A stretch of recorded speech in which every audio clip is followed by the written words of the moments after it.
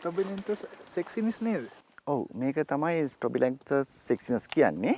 මේක ගැන මේ පොඩි විවාදයකුත් තියෙනවා.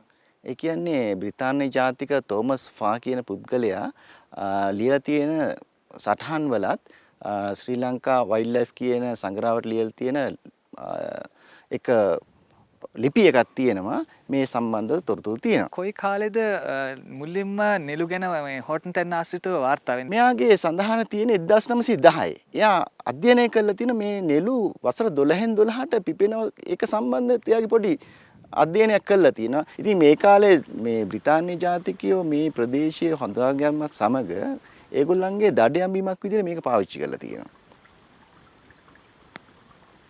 ඔය අතර වාරේ මේ තෝමස් ෆා කියන පුද්ගලයා මෙතන හෝටලයක් ඉදි කරලා තියෙනවා.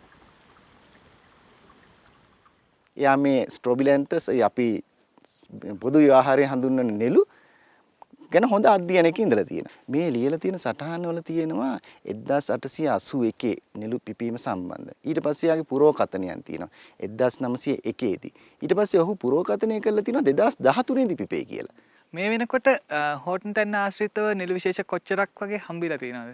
ලේඛනවල සඳහන් විශේෂ 8ම තියෙන ස්ථාන හඳුරගෙන තියෙනවා. නමුත් මේ සංචාරක ප්‍රදේශයේ අපිට නෙළු මල් විශේෂ 6ක් පහසුවෙන් බලා ගන්න පුළුවන්. විශේෂයෙන්ම තොටුපළ, කිරිගල් පොත්ත, ඒ වගේම මේ ඔහොය පට්ටිපොළ පිවිසුම් දෙපස පහසුවෙන් බලා ගන්න පුළුවන්. ඒ කියන්නේ පට්ටිපොළ පිවිසුම ආසන්නයේ ස්ට්‍රොබිලැන්තස් කැලිසිනා, පුල්චෙරිමා, විස්කෝසා ඒ වගේම ස්ට්‍රොබිලැන්තස් සෙක්සිනා කියන එකත් බලා ගන්න පුළුවන්. දැන් ඔබ මේ අවස්ථාවේදී බැලු සෙක්සිනා කියන එකත් ඒ හරිය තියෙනවා. ස්ට්‍රොබිලැන්තස් විස්කෝසා වල මලේ වර්ණ 3ක් හඳුනා ගන්න පුළුවන් පහසුවෙන්ම. ඒ කියන්නේ දම් පාට, සුදු පාට, ඒ වගේම ලා නිල් පාට කියන එකත් හඳුනා ගන්න පුළුවන්. ඔහොය පිවිසුම ආසන්නයේ ওই තුනම එක ආසන්නයේ තියෙනවා. ඉතින් ඇත්තටම මේ නෙළු හෝටන් තැන්නට මම හිතන්නේ ආභරණයක් වෙලා තියෙනවා.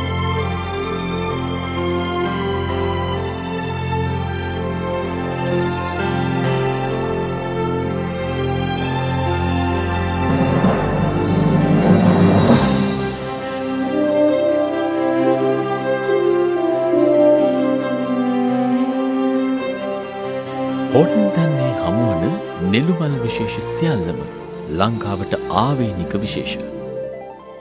විද්‍යාත්මකව ස්ට්‍රොබිලැන්තස් විස්කෝසා නමින් හඳුන්වන මේ නෙළු විශේෂයේ ප්‍රභේද කිහිපයක් හමුවනවා. මීටර් 1ක් පමණ උසට වැඩෙන එක් නෙළු ශාක විශේෂයක අවුරුදු පතා මල් පිපෙනවා. සාමාන්‍යයෙන් මීටර් 2ක් පමණ උසට වැඩෙන නෙළු ශාකයේ මල් හටගන්නේ වසර 12කින් පමණ.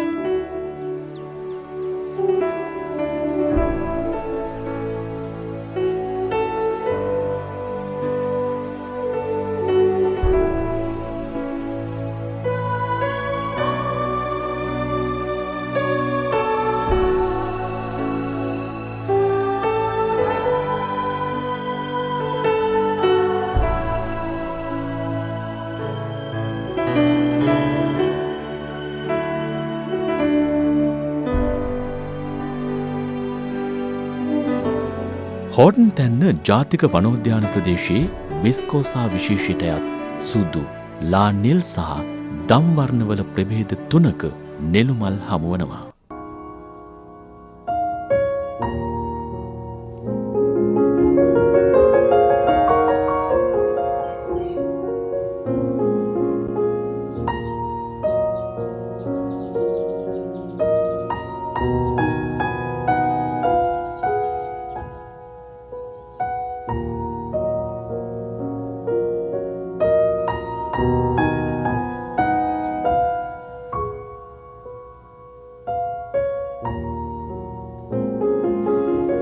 මීටර් 2ක් 3ක් උසට වැඩෙන උසම නෙළුමල් ශාකයේ ස්ට්‍රොබිලැන්තස් සෙක්සිනස් නමින් හඳුන්වන නෙළුමල් පිපෙනවා.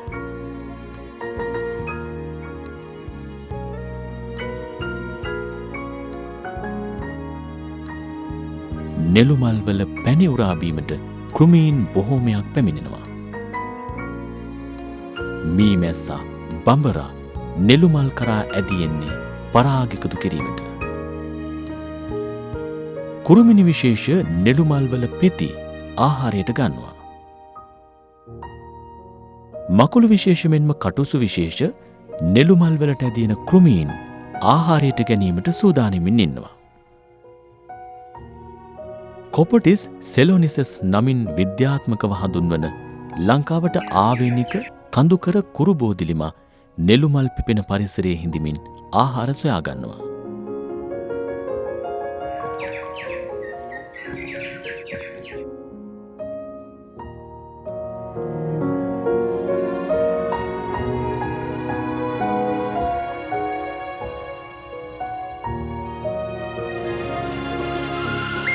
ඉහළ කඳුකර වනාන්තර ප්‍රදේශයක පැතිර ඇති හෝටන් තැන්න අතිශය වැදගත් පරිසර පද්ධතියක්. මේ බිම ගෝනුන්ට සහ දිවියන්ට විශේෂයි.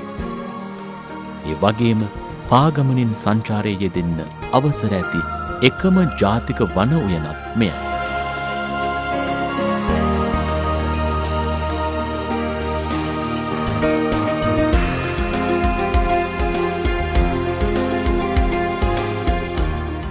කඳුකර ප්‍රදේශවලට පමණක් සීමා වී ඇති ශාකමෙන්ම සත්ව විශේෂ බොහොමයක් මෙහි හමුවනවා.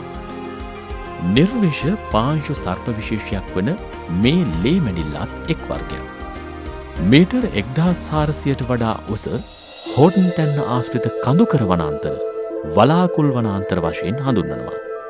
විශාල ගස්වල පෙද සහ පාසී අවට පරිසරයේ ඇති වලාකුළුවල මෙන්ම මේ දුමේ ඇති තෙතමනය උරාගෙන පොළොවට වැටීමට සලස්වනවා.